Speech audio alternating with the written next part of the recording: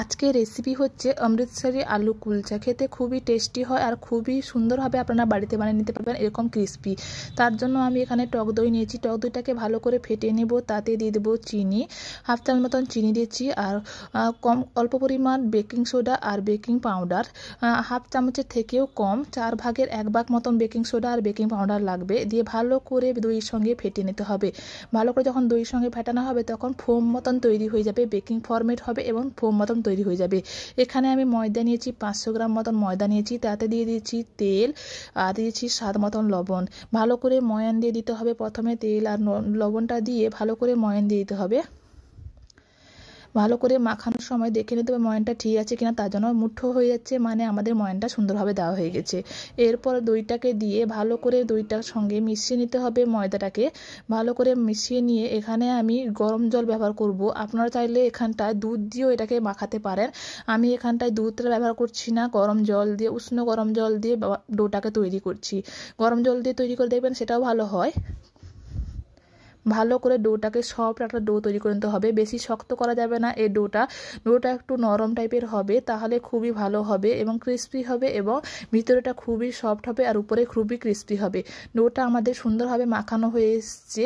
আর একটু ভালো করে মাখিয়ে নিব, তাহলে আমাদের ডোটা সুন্দরভাবে তৈরি হয়ে যাবে। ভালো করে মাখানো হয়ে গেলে এটাকে একটা গোল দিয়ে দিতে হবে, গোল করে নিতে হবে। এইভাবে হাতের সাহায্যে আমি গোলটা করে নেব। গোলটা করে নিয়ে উপরে আমি একটু অল্প পরিমাণ তেল লাগিয়ে নিয়ে এটাকে ঢাকা দিয়ে 1 ঘন্টা মতন রেখে দেবো ফরমেট হওয়ার জন্য। 1 ঘন্টা অবশ্যই রাখবেন, তাহলে খুবই সুন্দর হবে। দইটা দেওয়া আছে তার জন্য ভালোভাবে ফরমেট হয়ে যাবে। আমি এখানে একটা মশলা তৈরি করে নেবো, ভাজা মশলা। তার জন্য নিয়েছি 1 চামচ জিরে আর 1 চামচ ধনে। ভালো করে শুকনো খোলায় এটাকে ভেজে নিতে হবে। ভাজা হয়ে গেছে আমাদের। এটাকে এবারে আমি গুঁড়ো করে নেব।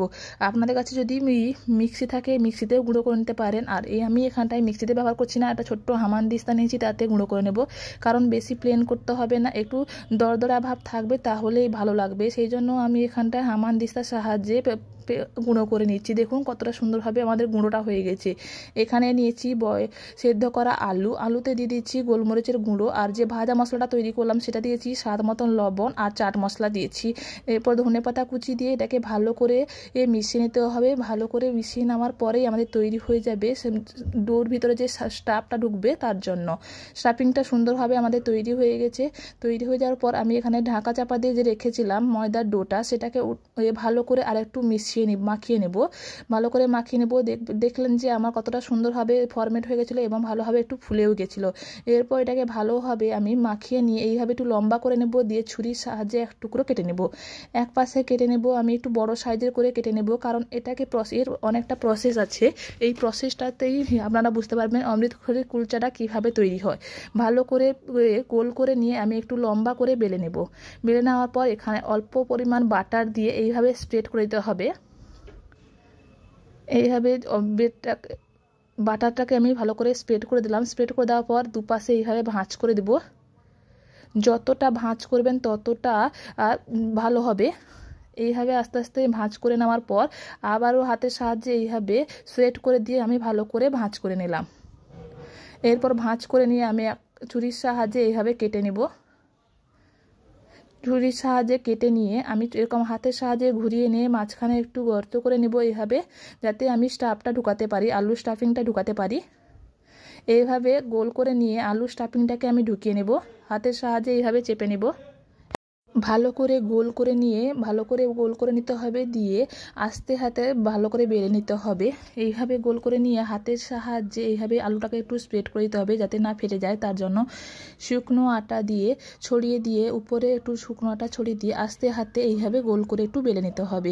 সুন্দরভাবে বেলা হয়ে যাবে, কোনো সমস্যা হবে না। অল্প একটু বেলে নেওয়ার পর আমি সেই যে গুঁড়ো ভাজা মশলাটা করে রেখেছিলাম সেটা একটু ছড়িয়ে দেবো, আর ধনেপাতা কুচি একটু ছড়িয়ে দিয়ে এইভাবে একটু স্প্রেড করে দিয়ে আমি বেলুনির সাহায্যে আর একটু লম্বা করে বেলে নেব।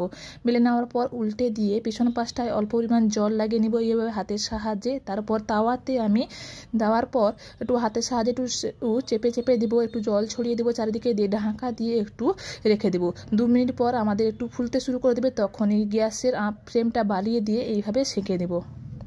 সুন্দরভাবে রুটিটা ফুলতে শুরু করে দেবে। এরপর হাত একটু খুন্তির সাহায্যে এইভাবে বের করে নিয়ে জালির সাহায্যেও আপনারা সেঁকে নিতে পারেন, তাহলে তন্দুরির যে ফ্লেভারটা আসে সেটা এসে যাবে সুন্দরভাবে। আমাদের সুন্দরভাবে আলু কুলচা তৈরি হয়ে গেছে। এরপর উপরে একটু বাটার লাগিয়ে নিয়ে আমি পরিবেশন করব।